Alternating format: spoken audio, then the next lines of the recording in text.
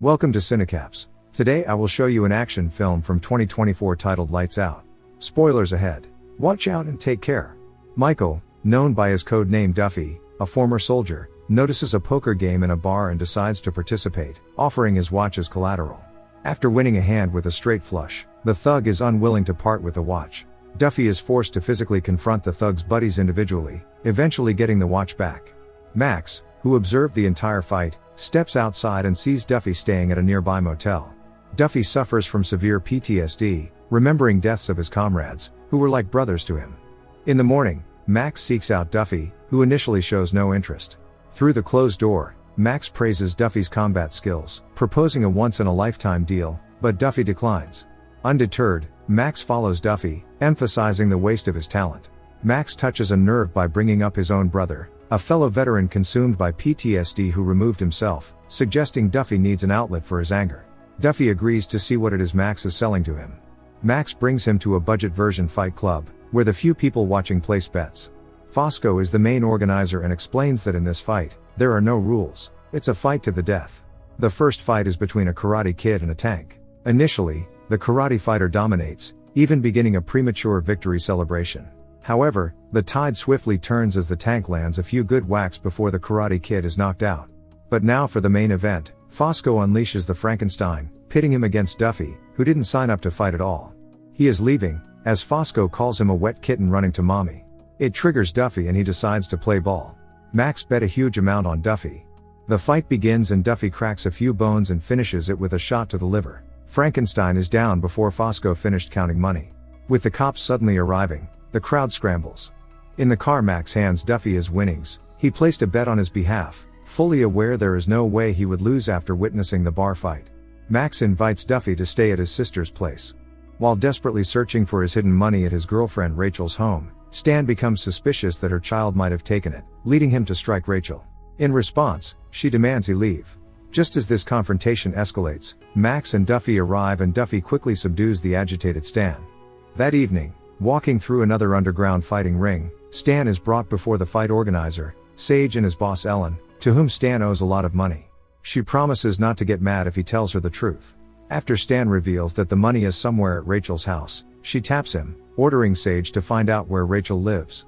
As Duffy is earning his stay with some house renovations, Max visits Sage, paying back a fraction of the debt he owes him, and offering to make the rest back by setting Duffy up to fight.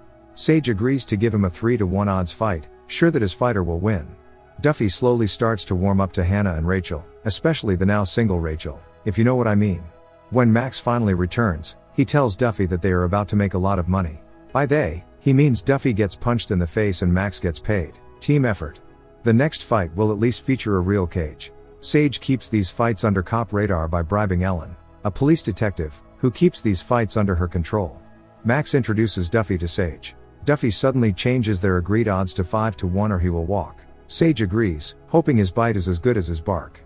Inside the cage, Fosco starts the fight and Duffy is immediately pinched to the wall, taking a few heavy blows. Max starts to panic, but once Duffy throws him away, he ends the fight with one quick blow. As the pair is walking away, Max happy with his win and debt settled, Sage wants Duffy to fight his strongest boy, who taunts Duffy. Max tells him it's not worth it, but looking out for Max, Duffy accepts a triple or nothing bet. Him versus Curtis.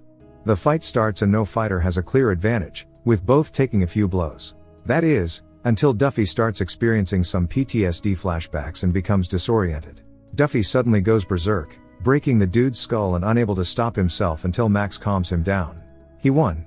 Back at home, Max distributes their winnings and finally inquires about Duffy's personal life, questioning why he's in LA. Duffy reveals he's here to bury his mother. She had no one left in her life. But in reality Duffy is holding something back. The following morning, Sage provides Rachel's address to Ellen. Armed with this information, Ellen and her team arrive at Rachel's under the guise of searching for Stan. She commands a thorough search of the entire house. But after searching every nook and cranny, and Detective Kincaid making himself at home, they don't find the money. Annoyed, Ellen threatens Rachel and her daughter, ordering her to find Stan's stashed money, or else. Kincaid is like the guy loan sharks hire to get their money back, busy every day. It turns out Stan was a money launderer and once Ellen used his services to launder money for a Mexican cartel, Stan hid it. Now she's in deep hummus, owing them $500K. Sage is in on it too. When Max and Duffy return to the house, they see the place trashed and Rachel reveals the whole situation about Ellen, Stan owing some money, and Sage. So Max and Duffy decide to give old man Sage a visit, who tells them that the situation is beyond his control, but if Duffy fights for him, they can clear Stan's debt and keep Rachel safe. Outside, Ellen approaches the duo, telling Duffy to call her if he ever wants to level up. Duffy starts to realize that these are some really bad cops. Max appreciates everything Duffy did for him, but this is his fight. Duffy isn't backing down, calling it our fight. Once again dreaming about his fallen comrades, Duffy wakes up drenched in sweat. Outside, also unable to sleep, Rachel makes him company. She asks about his time in the military and he admits about remembering his friends every single night. He can't escape it, that's why he became a nomad. In a makeshift arena, Ellen and Sage have bet against Duffy. He's fighting the corrupt cop. Ellen tells Sage she didn't find the money at Rachel's place, putting the blame on Sage, who reveals he has photos of Ellen and her crew working with the cartel. If he goes down, she goes down. Fosco rings the bell and the fight starts. And the cop is already on the ground, using a dirty sand throw. Duffy blocks, throwing him against the fence, breaking his neck. Unfortunately, Kincaid declares him deceased and uses a gunshot to disperse the crowd, clearing the area. Fosco tells them to get away as far as possible. They're in big trouble now. When the police arrive, Ellen tells Kincaid about Sage's blackmail and wants Kincaid to deal with him. While throwing out trash, Rachel spots the attic window loose, finding the bag with cash. Rachel confronts her daughter about the money. She was the one that hid it. She only did it to protect her mother from Stan. She hates him. Rachel suddenly gets a call from Max, explaining the situation and that they have to pack. In an empty parking lot, Fosco intends to leave the state, paranoid that someone is stalking him, when suddenly Kincaid appears before him, killing him. Just as Max and Duffy arrive to pick up the girls, a car starts a drive-by, spraying bullets into them. Hannah has been shot. Ambulance manages to get there in time to patch her up. Now this is really personal to Duffy, leading him to call his buddy Don the military, who obviously is in town, and they meet him the same evening. After a quick catch-up, they explain their situation with the crooked cops, and once again, obviously he has enough to fund a small operation in his car. Also, despite it not being Don's fight, he's coming with them. Arriving at Sage's place, Kincaid lets his team know they're not cuffing anyone tonight. Inside, Duffy and Max confront Sage, but it wasn't him ordering the hit. He deduces that Ellen is cutting loose ends and he's probably next, just as Kincaid's team enters and starts blasting at Don. A massive shootout ensues, and after a prolonged, no one can hit anyone fight, Don is backed into a corner and starts fighting in close combat, ultimately getting shot. Just as Duffy finishes the first wave, Kincaid comes from the front, starts blasting a wall and gets shot from the side. Is no one giving any comms here? Duffy finishes the rest. Unfortunately, Max got shot. The final boss, Ellen, finishes off Sage. She then holds Max at gunpoint, making Duffy drop his gun. She could have just finished them both off, but instead, she has to yap and Max takes out his pistol and shoots her. Duffy runs up to Don, who mutters that he missed him, before passing away.